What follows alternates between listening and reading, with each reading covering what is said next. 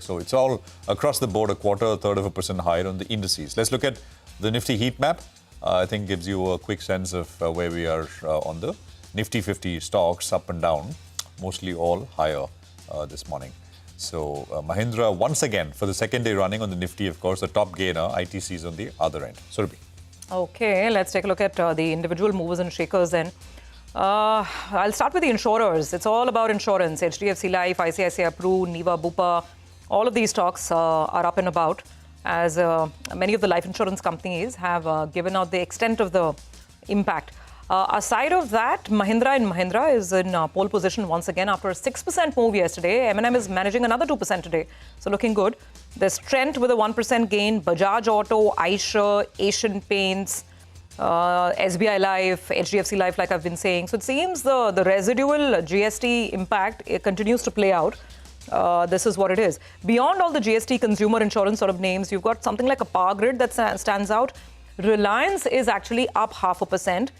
Though, as our earlier guest explained, that of course even Reliance is a huge retail business, so the GST cuts are going to help it in a big way as well. On the flip side, ITC, Nestle seeing some profit taking. Apollo Hospitals, which is up 2%, also slightly lower, but 100 is on the board. Nigel. Well, a few stocks that are moving around actually. Prime Focus, the 1.5% large trade took place. That stock is probably one of the stocks in the broader markets that's flying away up close to around 8%. Jai Bharat Maruti, that's another stock that's doing very, very well. That's up close to around 5%. So big up move is what we're seeing on that name. BGR Energy, something's going on there. Financials don't justify this sort of a move. But in the last 3 months, the stock has actually doubled. So that's another one, in fact, that's moving up. I think it's up close to 4.5%. It was $100 odd just 3 months ago. Sterlite Technologies, that one as well is up close to around 4% as we speak. And moving on large volumes, a good up move is what we're seeing on that particular name.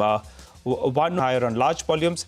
RBL Bank, is trending higher. That one keeps going into the F&O band. So that's another name that we're looking at. And Aptus, yesterday there was a virtual clean out trade.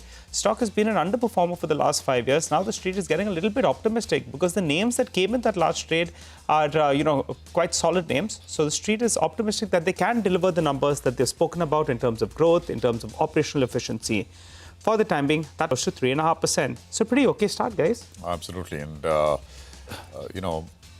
it's looking good overall. And 70 points still holding, about 24,800. Yesterday, of course, from the top, the market sold off about 200 plus points. So kind of sort of recovering some of it. We'll have other sharp movers as well out there. Trideep Bhattacharya is with us, CIO, Equities, Edelweiss, AMC. Trideep, great to have you with us here. Appreciate your time. Do you believe, Trideep, with the three things which have happened so far, the tax cuts, the interest rate cut, and of course the GST cut now, ingredients are in place for a bit of a revival? Markets, of course, they can be lead lag, but do you think... Absolutely. If you put the math behind it, then the total impact of tariffs arithmetically is roughly about 0.5 to 0.6% of GDP. And if you look at the consumption stimulus that we got yesterday in the form of GST cut, tantamounts to broadly the similar sort of a number. So dollar for dollar, I think it has been matched to the extent that the demand deficit or the impact that could come through stages or different parts of the economy, and those impacts will be there.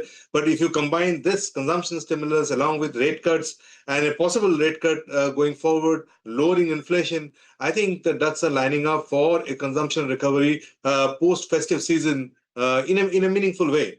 Last time when we saw such a cut in that was in GST cut in back in 2017, we saw a meaningful price elasticity of demand, meaningful pickup in volumes, particularly in areas like autos and FMCG. I think it'll probably kind of happen to a similar extent over the next 2 or 3 months, and that's hopefully ends the earnings downgrade cycle that. I just want to make and point taken, Trideep. Pull up Moschip, MOSCHIP. A Moschip is and the reason I'm mentioning it never comes up, but it's the biggest volume-led gainer on the NSE. It's up 7%. There you go. And this week it's up 40%. Exceptional volumes. I think this is the highest weekly volumes ever on this company. It's a Hyderabad-based company. It's got chip at the end of it. And by the way, it is in semiconductor design and sort of system design, and in that area. And maybe Hormuz can dig in a little deeper in terms of why this one is getting so excited. There is, of course, the backdrop that Semicon week, which happened. Now it's up 10%, prime focus, so 158 rupees on that one. And MobiKwik is another one which is starting to come up a little bit, 1.5% higher. SKF India is up about 5.25%. So just want to highlight that as well. And Quality Power is up 5%, 906, 907 as we begin the session right now.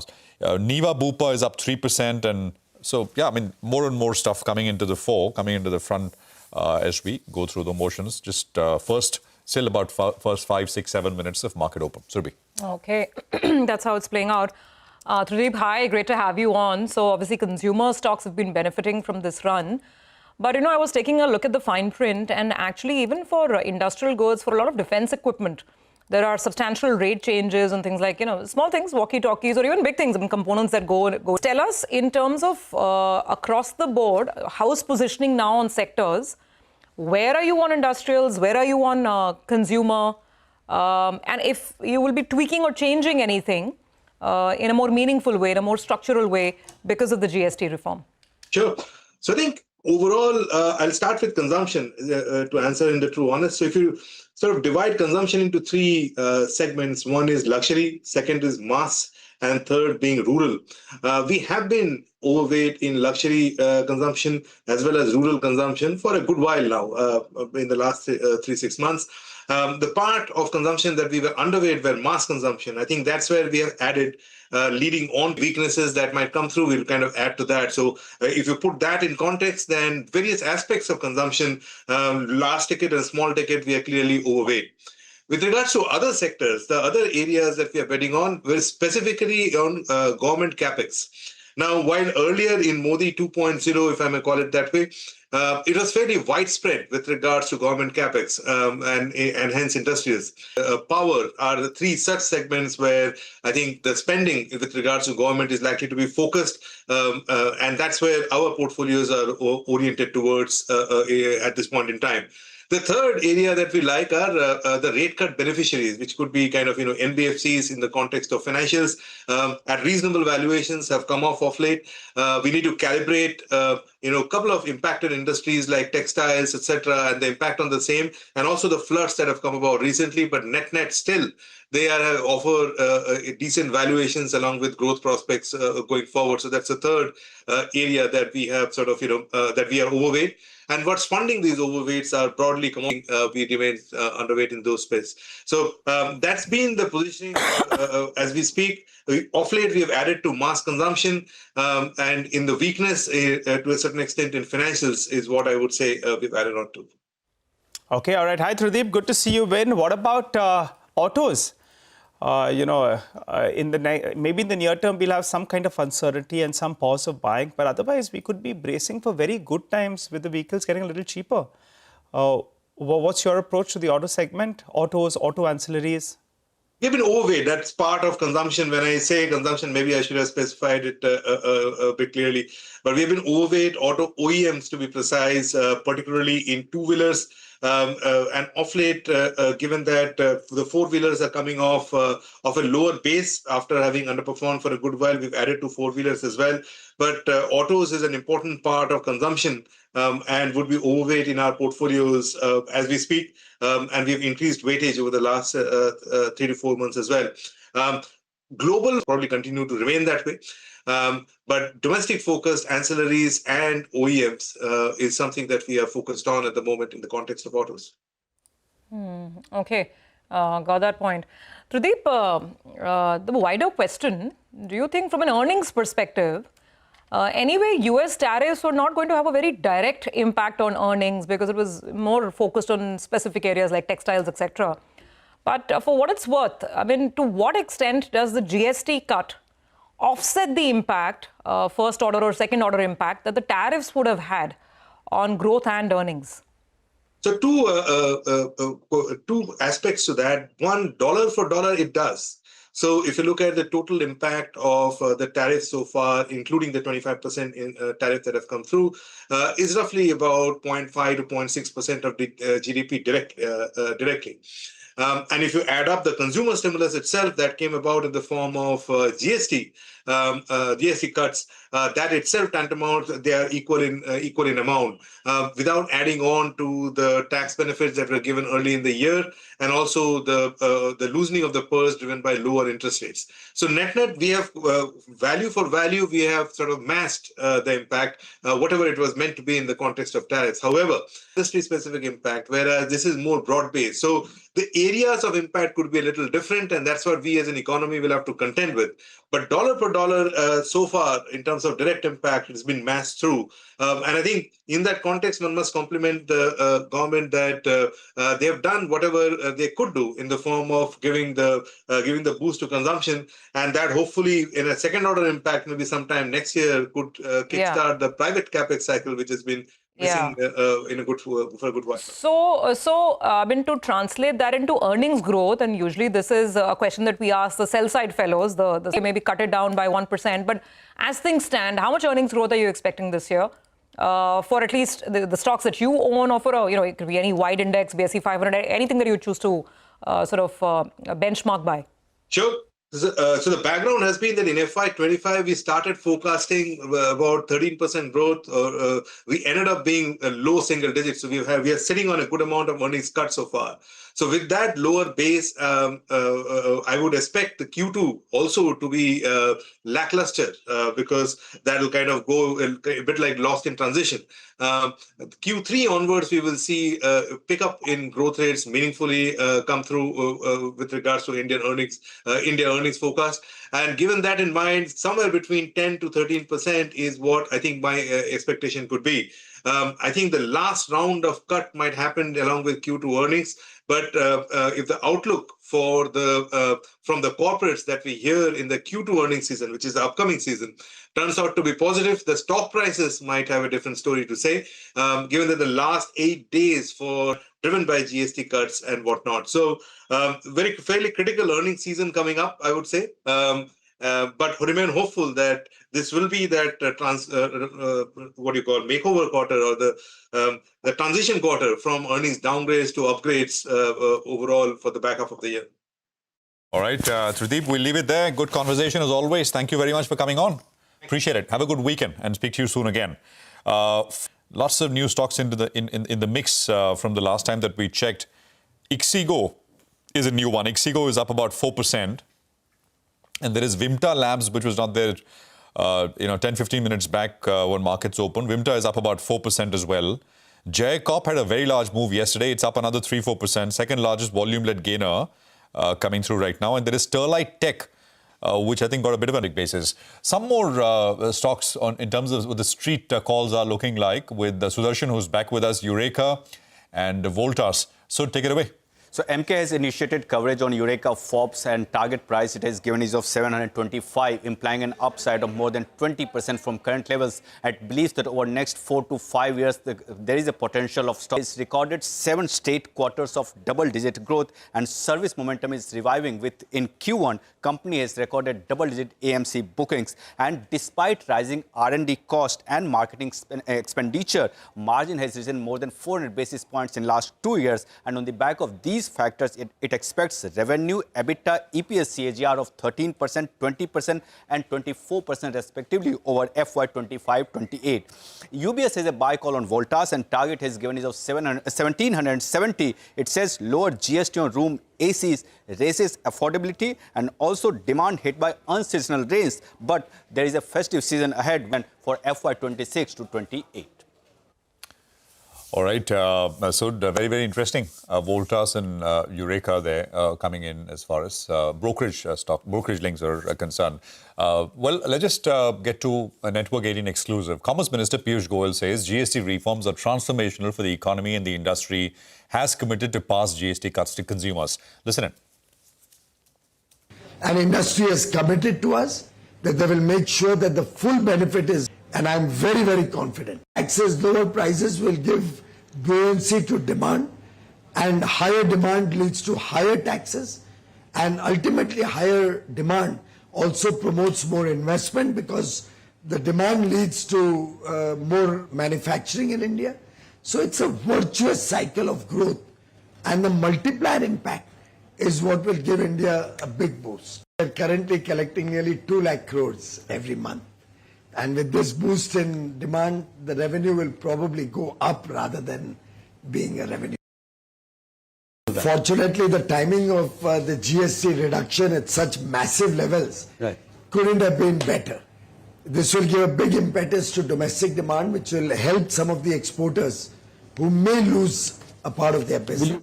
I'm very confident that this and the impact of this starting on the first day of Navratri on 22nd September will give a big leg up to the economy, to GDP growth, will ensure that there will be interest in investment to meet that demand.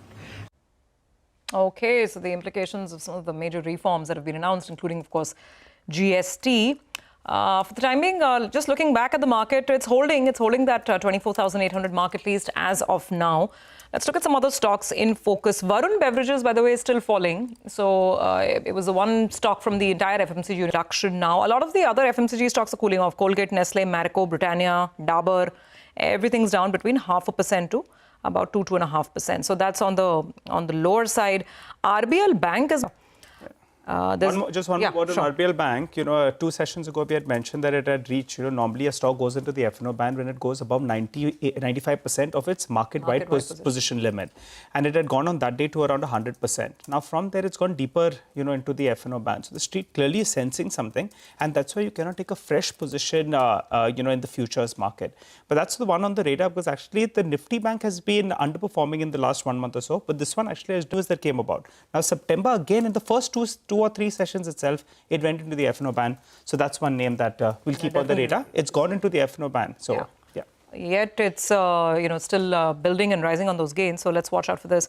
Also, Lee Travenues Tech, 4% higher. Remember, just around earlier this week, I think this was not yesterday, but day before, a lot of the travel tech stocks like RateGain and even Lee Travenues, Ixigo, they were doing very, very well. And Lee Travenues is building on that 4%. It's been a good week for this one. RateGain, not so much today.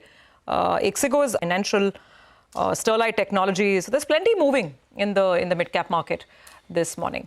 Let's do one thing. We'll take a quick break, come back on the other side. We'll put the spotlight on a couple of the stocks and get a couple of management conversations going as well.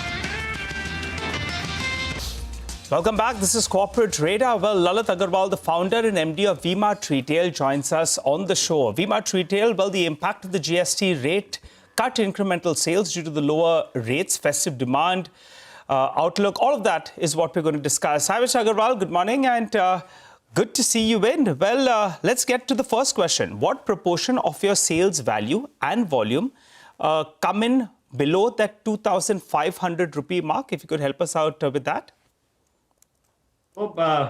We are a value retailer and largely catering to tier 2, tier 3 towns. So our customers don't have that kind of... So it's a widespread portfolio-wide impact, sir? No, I mean, so for us, almost 85% of products that we used to sell was below 1,000.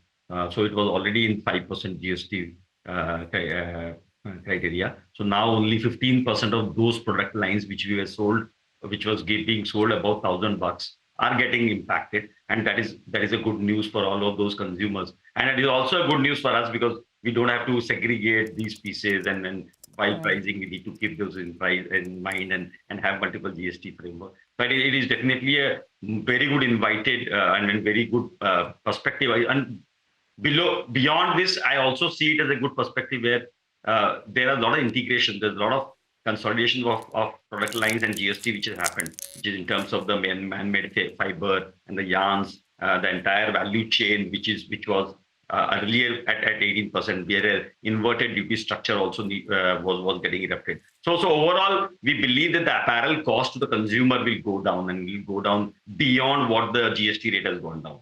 Yeah, so 85% under 1,000 rupees, 15% perhaps gets a bit of a booster for now. Yeah, so any way to put any numbers to it? What kind of volume impact?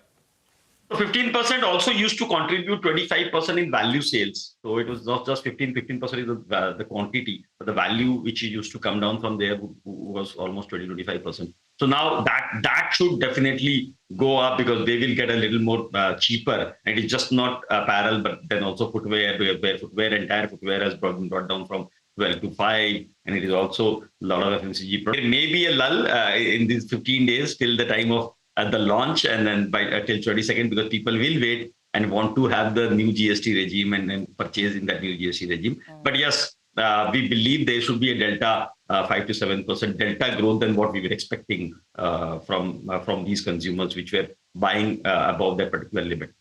That's okay. You answered partially my first question, Mr. Agarwal. I was exactly trying to come to that. So how much more is the GST-related flip? So you said 5 to 7%, which means if you talk overall festive season sales, so let's talk third quarter, because I mean this last few days of September will settle here.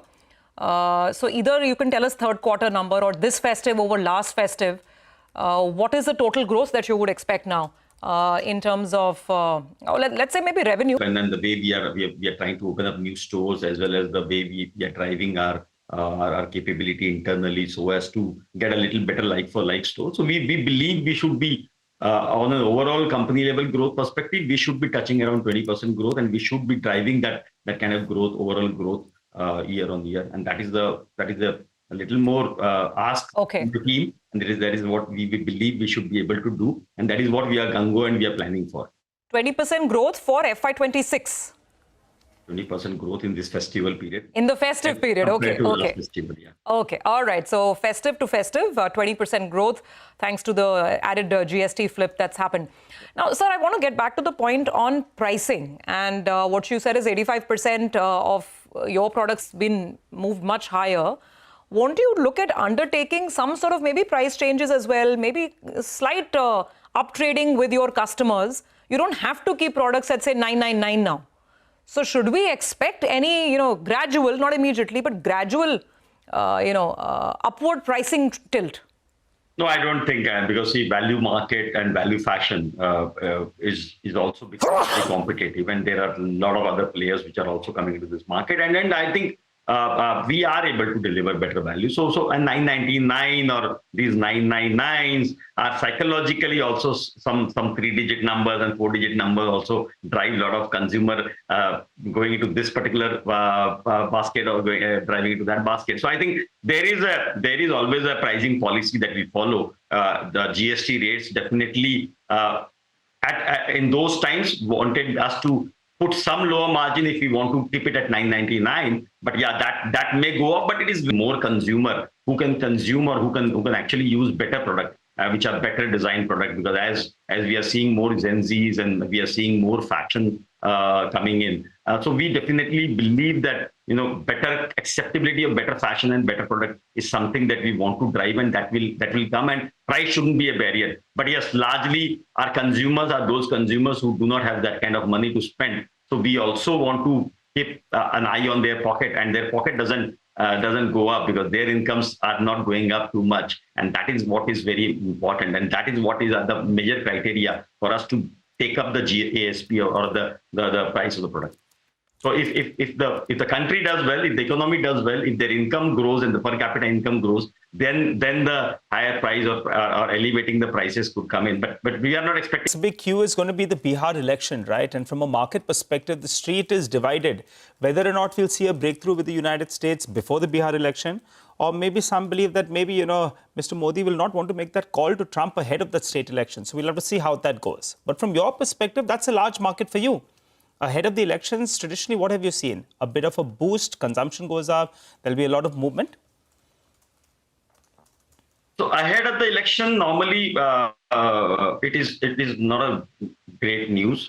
Normally there are disturbances and local disturbance which comes in. But yes, once the elections are over, we have always seen some bit of growth coming in, and that is what we are expecting again. That in every election brings in some money in the economy, brings in some movement and some mobility. That definitely drives a lot of business, and the sales generally goes up after the election. So we are expecting some bit of disturbances during the election period. But yes, the expectation of having a better business after the election is definitely there.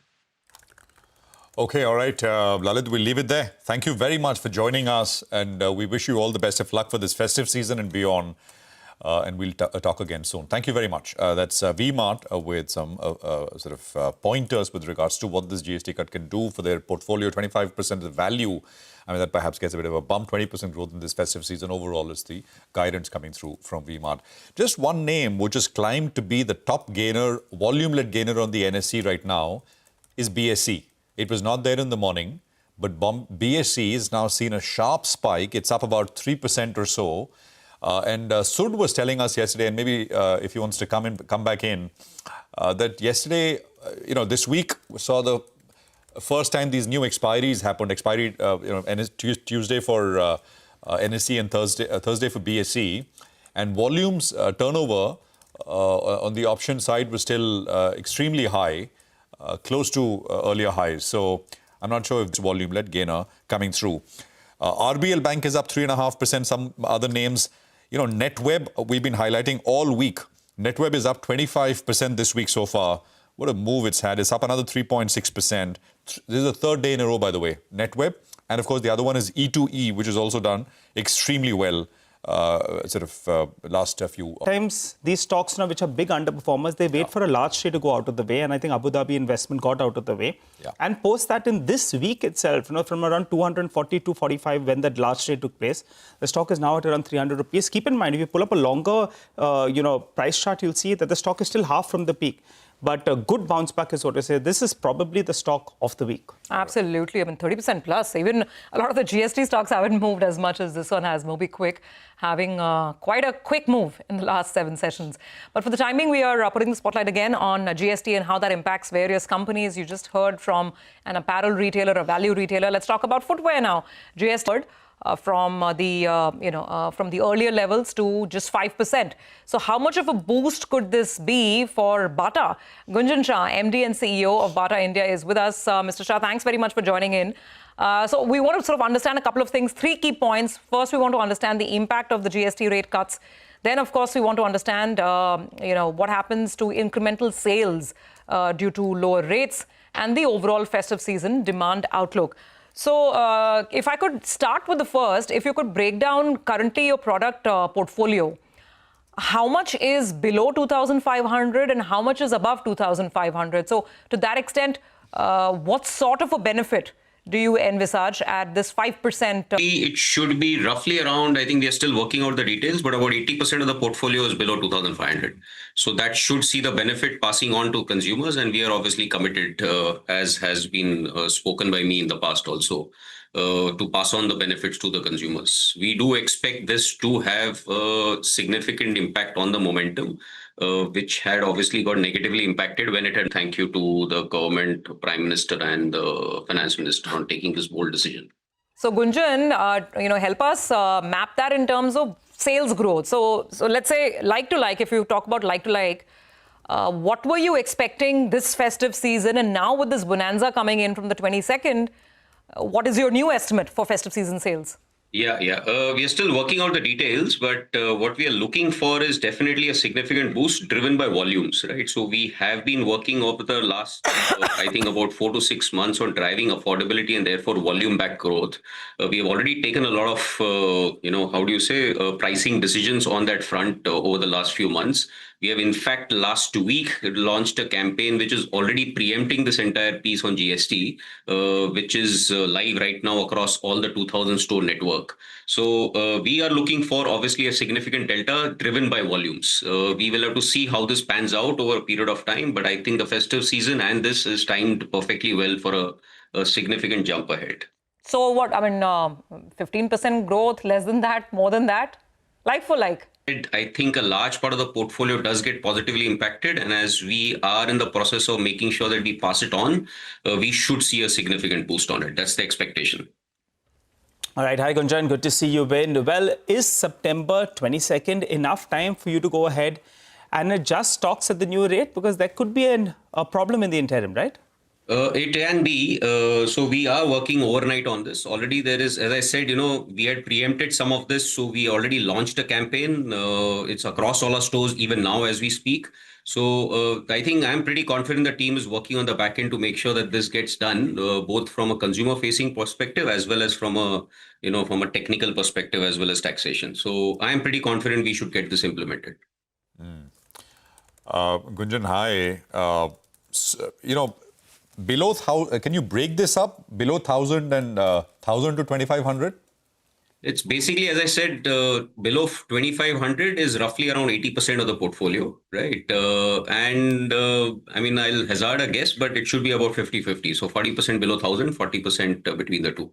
Okay. The reason I asked that is because, our margins on cheaper under 1,000 and 1,000 up to 2,500 also. Right, because, but not very material difference. There is obviously about 2,500 is a slightly higher delta on margins for sure. Okay. Where do you see this? Okay, so you're saying, and you're not putting numbers to it right now, right? I mean, how many, what is the volume impact? But I'm assuming it'll show up more in the under 1,000 priced products. Even more so, because just to give you a perspective, that is what went through a significant jump on taxation about 2.5, 3 years back, right? That's when moved from 5 to 12, and that did. So we are expecting obviously a lot of bounce back happening on that direction also. Unorganized to organized, I mean, that is a shift which should also accelerate because of this? That should be a natural conclusion of this, right? We will be able to offer, better experience, better quality products, etc., to the same segment with more affordability. And as I mentioned, we have already, initiated a lot of those corrections already over the last few months in reaction to the consumer stress. And I think this GST welcome is a very welcome announcement. I think it will only aid this going forward. Off the cuff, do you have any numbers with regard to how much is the unorganized market for the industry on the whole? There are several estimates on this, but roughly around 60 to 70% of the market is unorganized. Oh, so then it provides a big opportunity, this rationalization of GST. What about store expansion? If you could tell us, what's the plan out there, even the e-commerce plan? How do you see both these two going ahead if you have some goals, some targets? Actually, just to give you a little perspective, e-commerce as well as a large part of our store expansion has been a large part of driving growths in the last few years, right? On store expansion, first and foremost, I think a large part of the focus has been driving, expansion into tier 3 to tier 5 towns, right? That's where you see a lot of urbanization and therefore a desire for a much better retail experience. 1,000 stores over the next, let's say, about 2 to 3 years. So there is a lot of action that's happening on that front. On e-commerce, I think it's been a fastest growing business channel for now multiple years. It's now more than double digit in terms of contribution. So we expect that to continue. There is no reason why we should have any difference in terms of momentum on that channel.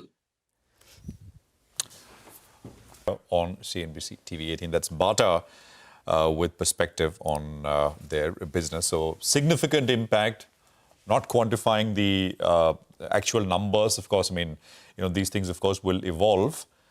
And of course, so this is definitely going to give a bump up. Stock did very well yesterday, by the way, Metro Brands and Bata, etc. So today it's taking it a bit easy in that sense. BSE is up 4% now, just FYI. We'll take another quick commercial break here. Of course, there has been a big change which has happened, and across the analyst community, this is one space where I think there is a fair bit of excitement as well in terms of what can happen to demand. Listen in, take that break, see you on the other side. Ushers in a new era of simplification and possibly a new era of ease of doing business as well. It will have a very significant impact on consumption. And this is something that should, in some ways, create that momentum that we were looking for in the economy. A lot of the fundamentals have been in place. But I think this is a very significant move that will create that momentum and propel India to an 8 to 10% growth rate overall. So that is the reason why we feel it is a very important milestone for our economy and sets it up in the right way. You know, if I have to summarize what's happened for the two-wheeler industry, say it's a tactical hit. This GST reduction is a tactical hit, but it's a strategic miss. It's a tactical hit because, obviously a big fillip for, let's say, almost 98% of the domestic industry with this significant reduction in GST.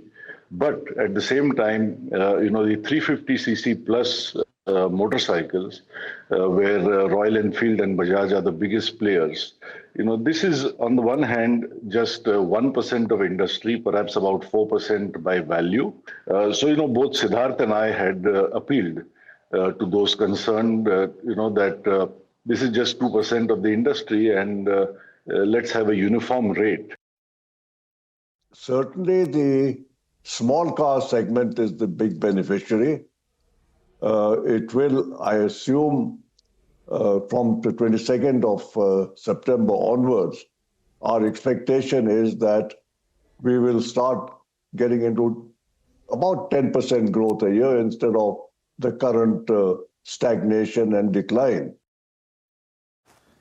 Okay, all right. Well, let's get Vinay Rajani, Senior Technical as well as Derivative Analyst of HDFC Securities, back on the show. Hi, Vinay. Good morning. Good to see you, Vin. Well, markets are holding on mildly onto the gains. The problem yet again is the Nifty Bank. It continues to underperform. What is the fresh trade you'll make on both the indices? And then fill us in with a couple of trading calls. Yeah, good morning and thanks for having me on the show. So definitely there has been some profit booking in the Bank Nifty since morning, but the breadth of the market has been quite good. Some of the auto stocks, some railway stocks have been performing well since morning, and breadth, I can see the small cap index and mid cap index have been doing well despite the mute performance after opening in Nifty. But overall, I still feel that though there was a selling from the higher level in yesterday's session, but still we can say that we are down but not out from yesterday's high. But yeah, 24,500 is a very strong support for the Nifty, and unless that we see a close below that, we have a hope that again the resumption of an uptrend. On the upside, the momentum will be back in the Nifty once we see close above 50 days EMA. 50-day EMA is placed at 24,800 odd level. So above which we can expect some 100 is a resistance above which we can expect a sharp short covering. So that is a conditional view on the market. 24,500 on the downside, 24,800 on the upside. And overall bias is positive. Stock specific bullish move could continue to do well.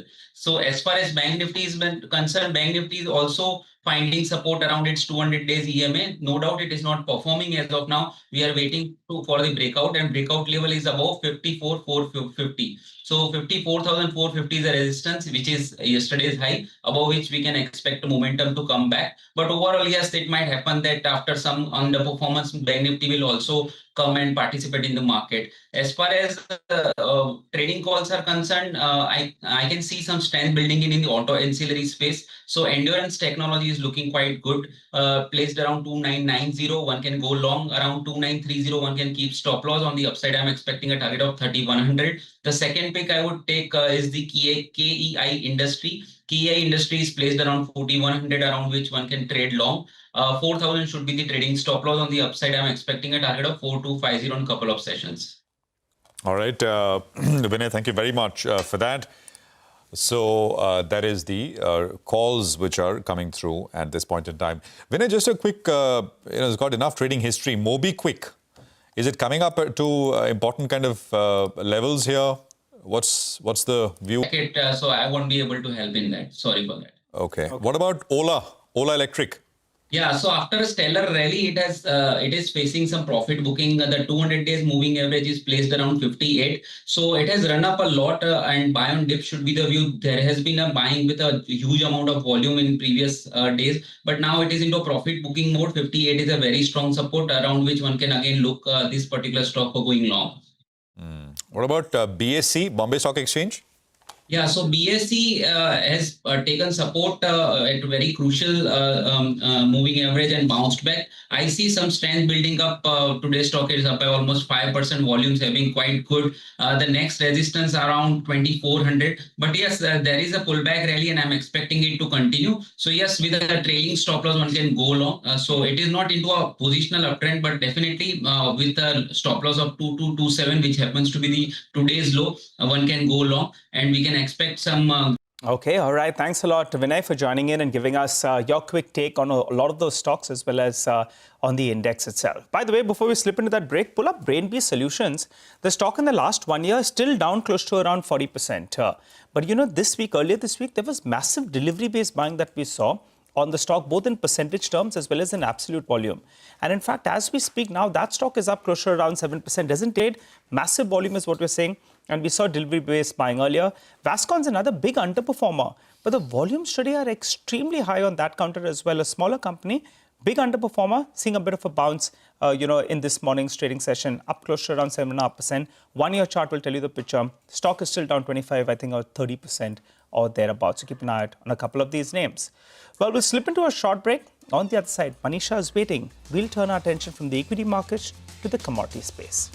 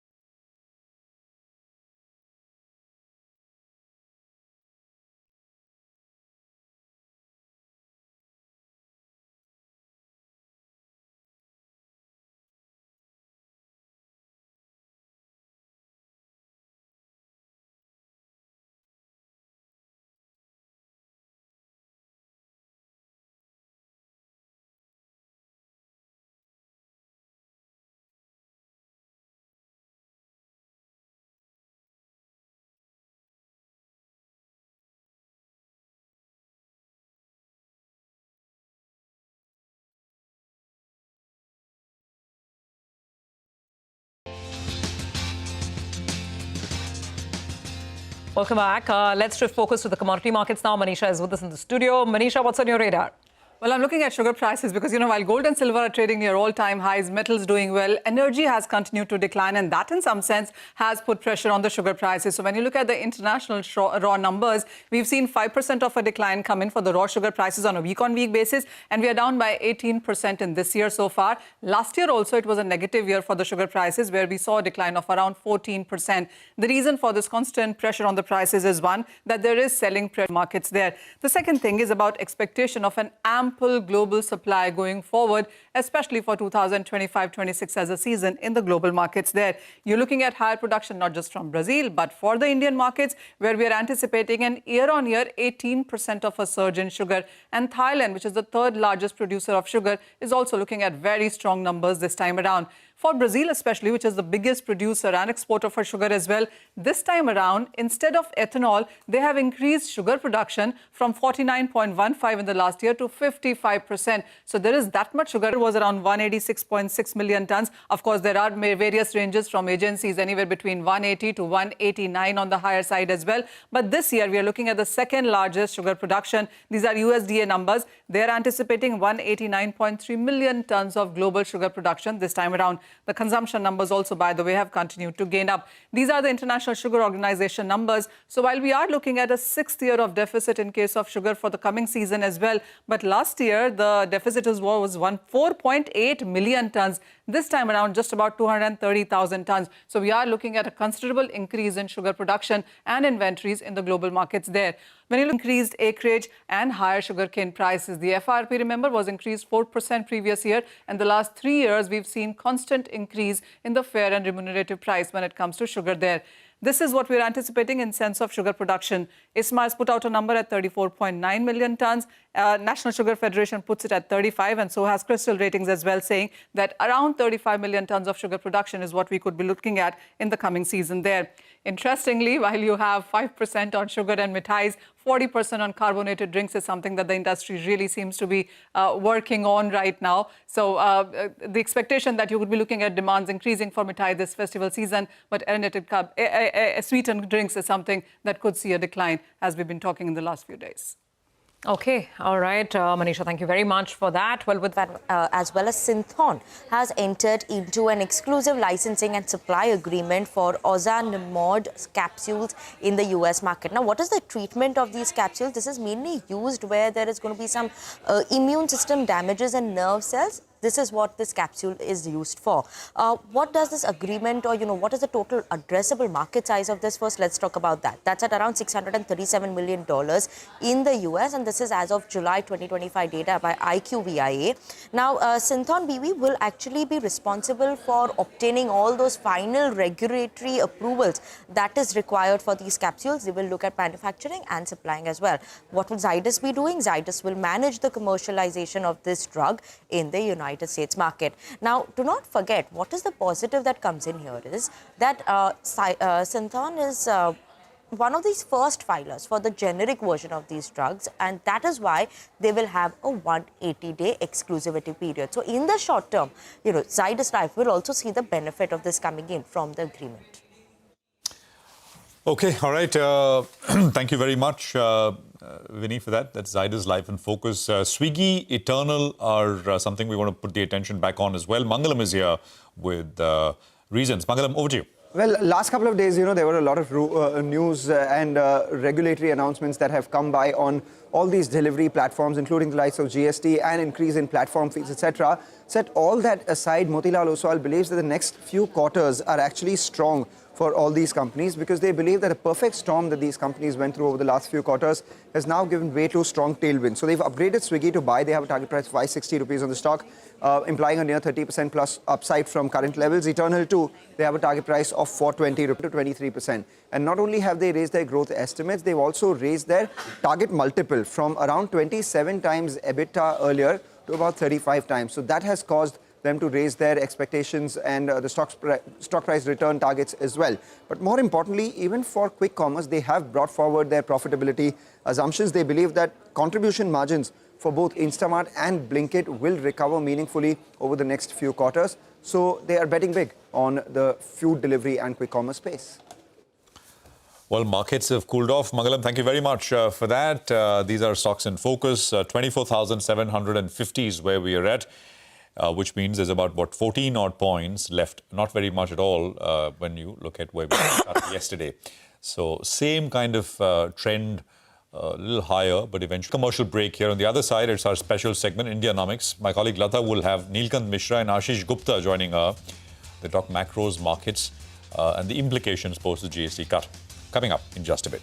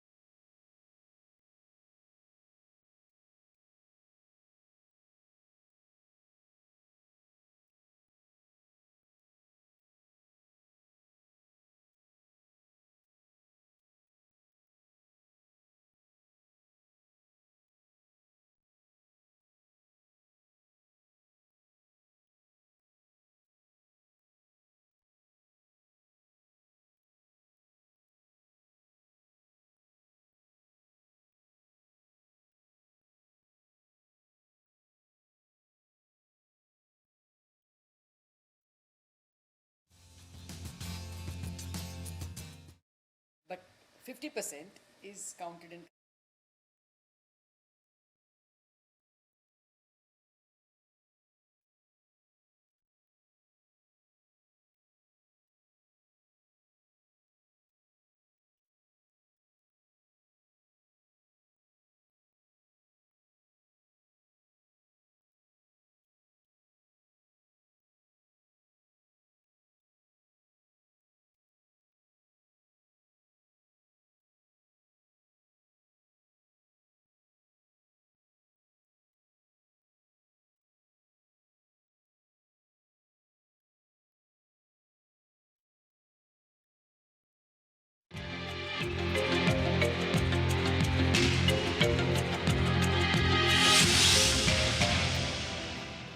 India's macros and markets have been flooded by a torrent of big changes, a substantial cut in personal income tax and indirect taxes, putting in about 1.5 trillion at least of rupees spending power into the hands of consumers, plus a 100 basis point cut in repo rates in the past few months, plus a 100 basis cut. This is one big bad news, the 50% tariff on Indian exports to the US, accompanied by, frequent acrimonious tweets by the US president. And to add to all this, we got a GDP number for Q1 that was way above estimates, making many people wonder why then so much stimulus. Well, to answer all these questions, I have with me my best, experts or expert teachers of the market. I have with me Neelkanth Mishra, the head of strategy at Axis Capital, and Ashish Gupta, who is the CIO at Axis Mutual Fund. Gentlemen, thank you very much for joining me. And first up, happy Teachers' Day. I can't tell you how much I learned from the both of you. Thank you. You're very kind. Neelkanth, to start, first this immediate boost. Do you think that this is enough to turn the wheels and push us to a better rate of growth? I think so. I think the decline. So I'm not too worried about the US side and all the drama that they're doing. That's his style of negotiation, and frankly, by hyping it too much, they give it too much importance. I think the main reason the economy slowed over FY25 was not just the fiscal consolidation that was scheduled, but it was mostly because of the inadvertent monetary tightening. So if your credit growth goes from 16.3% in March 24 to 9.8% in May 25, that's a 6.5% point of slowdown. And given that the system is about 56% of GDP, banking system credit, we're talking about more than a 3% point drag in credit growth. Now, there is bidirectional causality, so slowing economy also drives this. That's a slower credit, but I think the catalyst here was the infamous LDR letters. Okay. I think the aftermath of the pegging USD INR at 83 and how it broke in the October-December quarter. So many signs of tightness. Yeah. So So now all of that is reversed. Now the problem with just easing monetary is that it's like pushing on a string. It takes time. I was expecting that by November, December, some credit growth pickup will start happening. And that is absolutely critical for the economy to revive. I think what the GST changes do, while the primary objective, I think, is reform, it was not supposed to be a catalyst primarily, but it ends up being one. And so there is some destocking before 22nd September. But then when the restock happens, it's like billiard balls, so you have momentum going downward, then you have something hitting it the other way, and it starts to become. So what is a vicious cycle where the economy is weak, become a virtuous. Then quickly starts becoming a virtuous cycle, which is what we were in into FY24. Some of it had to be tightened, but I think they ended up tightening too much. And so I'm quite confident that the measures taken so far are sufficient to lead to a growth revival. Whether they're sufficient to sustain growth over 10, 15 years, do we need more reforms or not? I'm sure you'll have questions on that. Yes, I have. But before that, Ashish, the market thinks like this. The market is supposed to think forward. Yes. We have not seen that kind of positivity. Sure. So how would you explain the market's kind of placid reaction to what I would say are very strong steps. So I think the market has various facets to take care of, right? And there has been facets around what foreign investors have been doing. There's been the facet of so much equity supply, IPOs coming to the market. So the market reaction actually gets defined by multiple factors. And actually, if you see since the announcement of GST rate cut came, so that was nearly 15 days ago, actually many of the consumption stocks are up 20 to 30%. So when the final announcement came, it was not totally unexpected. Yes. Right? If you look at August 18 and if you look at yesterday. Yes, right. So there has been a big move. Level is the same. Now the market also has a memory of last 4-5 years where consumption has dragged for multiple reasons. Real wage growth has been poor, etc. So I think to really fully reflect this, market will not just wait for the impact of the stimulus, but how it translates into real demand, how it translates into corporate earnings. And as Neelkanth mentioned, we will probably not see that in the September quarter because of the destocking, but in the third quarter and the fourth quarter, there should actually be a sharp recovery. And I agree with him on both counts. You have... On the credit flow? Yeah, the monetary stimulus takes about 6 to 9 months to kind of feed through. And on top of this, the stimulus that's come because of the GST rate cuts. Fair point, fair point. Now, before the market beats me up, they want to know from you what to buy. So I will have to ask you that directly. What would you bet on? Is consumption still worth betting on, Neelkanth? What would be the top 3-4 bets be? Maybe on the discretionary side. See, remember that the fundamental drivers of the economy have not shifted. So you have a one-shot cut Fundamental, I thought, has shifted. No, we were a capex concentrating fisc. We are still that. So that is the message which I think is absolutely lazy thinking. Okay. That because see the objective of GST reform or the catalyst for GST reform was that compensation cess was ending this year. Yes. Constitutionally, it couldn't have been extended beyond FY26. Because of that, then you had some room to cut some rates. The group of ministers recommended cancelling 12%. And then the Honorable Prime Minister decided let's get rid of 28 as well. So you don't believe you're going from capex to consumption? 0% probability of that, right? Because I think the priority remains to build infrastructure. It will all be, from the government side, it will be primarily supply-side interventions. Okay. It's not going to be consumption boost. So, and remember that we are still in a stage where labor is in excess, capital is in shortage. And therefore, the pricing power of labor is not changing. So beyond the 8-10% boost that comes from reduction in prices and growth in volume, I don't think there is anything more to be read from what is happening. Okay. So it will remain... So to come to the sectors... Yeah, so it will remain an investment-driven recovery. I would look at credit providers because when credit growth starts to pick up, it kind of feeds on itself. I would look at construction proxies. I would look at high-value discretionary items. So I would any day prefer cars over FMCG, for example, if I have to play the consumption theme. So yeah, so those would be my bets. I think on global exposure, I would continue to remain very worried. There are very negative, very bad signs that are now coming out. So, and what I fear is that when the Trump administration begins to understand that tariffs don't work, and I'm reasonably sure they won't work, they will start solving some of the other problems that they have to solve, like high debt to GDP, like an excessively strong dollar. And once they start doing the drama around that, we are headed for a very severe period of uncertainty. So fundamentally, I think global exposure is something that I would stay clear of. And the big change in the next 12 months is going to be a revival in credit growth, revival in discretionary demand, and then revival in construction, etc. Okay. Those are the places. Okay, that's very useful.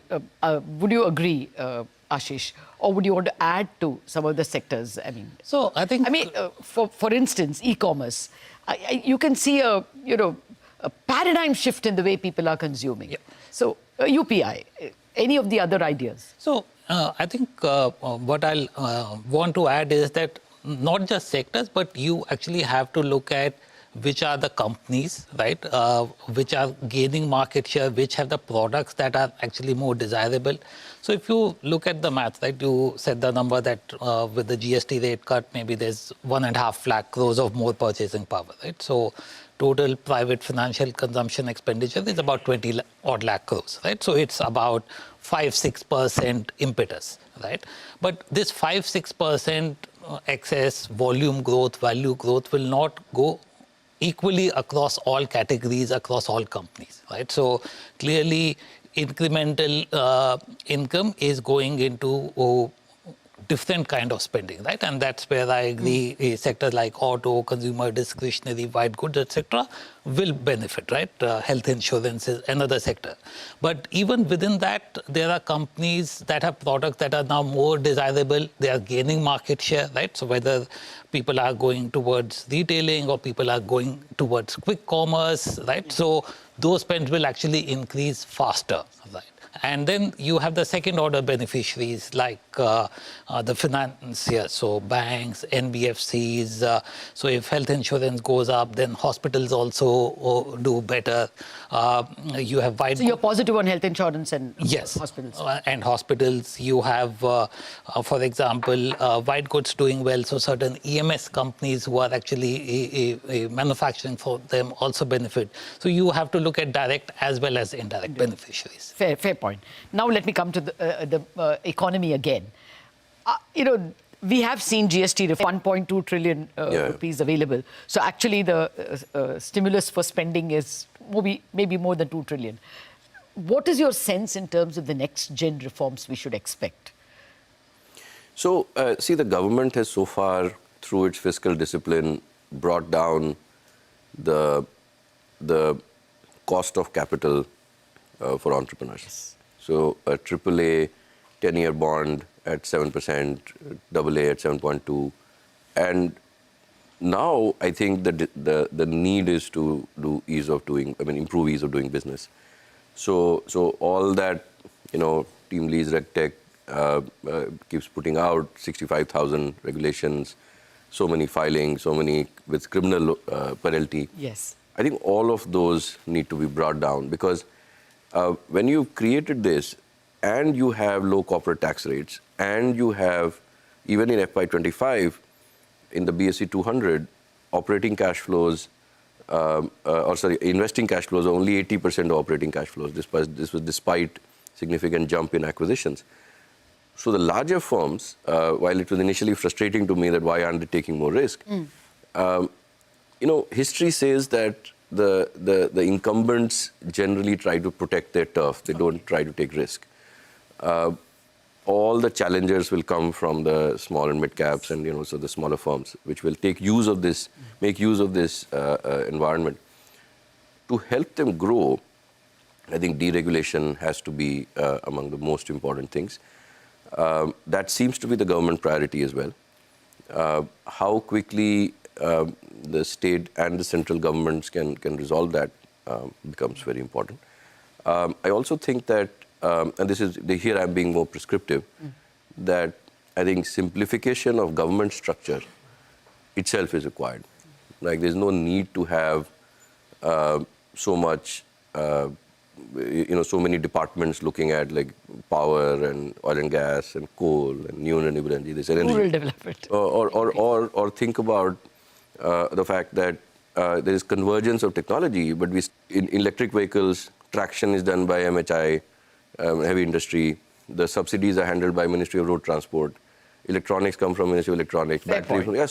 So that I think. So your accent is that it will be more deregulation and simplification. Simplification, because that's because the government role in the economy is actually shrunk. And the last point I must say is that I think unlocking some of the, again, I'm being prescriptive. I mean, one thing you learn by the government is that there is acceptance of ideas, but the pace is 5 years.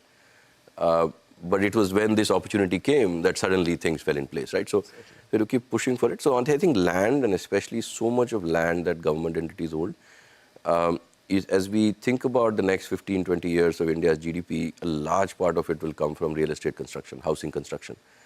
And to bring down the costs of that, I think a lot of the land easing, regulatory easing will be required. So these would be, but that's more prescriptive at this stage. Well, I have to take a break, but lots more questions lined up, especially earnings growth, GDP growth. How do we face tariffs? All those questions lined up after the break.